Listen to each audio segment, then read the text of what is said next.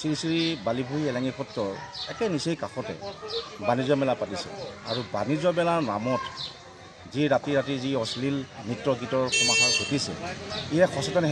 ব্যক্তি হিচাপে সঁচাকৈ তাৰমানে বৰ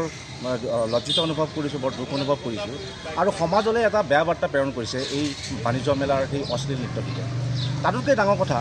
1997 চনৰ গুৱাহাটী উচ্চ ন্যায়ালয়ে এটা ৰায়যোগে কৈছিল যে সত্ৰৰ 5 কিলোমিটাৰ ব্যাসাৰ্ধ এলেকাৰ ভিতৰত কোনো ধৰণৰ এনেধৰণৰ অনুষ্ঠান পাতিব নোৱাৰে। তাৰ পিছতো কেনেধৰণে আয়োজক সমিতিয়ে এই বাণিজ্য মেলা পাতিছে, বাণিজ্য মেলাৰ নামত এনেধৰণৰ অশ্লীল নৃত্য গীত আয়োজন কৰিছে, সেই কথাটো আমাৰ বোধগম্য হোৱা নাই। গতিকে আমি প্ৰশাসনক এটা অনুৰোধ জনাইছোঁ যাতে অনতিপলমে এই বাণিজ্য মেলাৰ নামত চলি থকা যি অশ্লীল নৃত্য গীত এইসমূহ বন্ধ কৰি সমাজখনলৈ এটা ইতিবাচক বাৰ্তা যাতে তেওঁলোকে কঢ়িয়ায়, তাৰ বাবে মই আমাৰ প্ৰশাসনক অনুৰোধ জনাইছোঁ।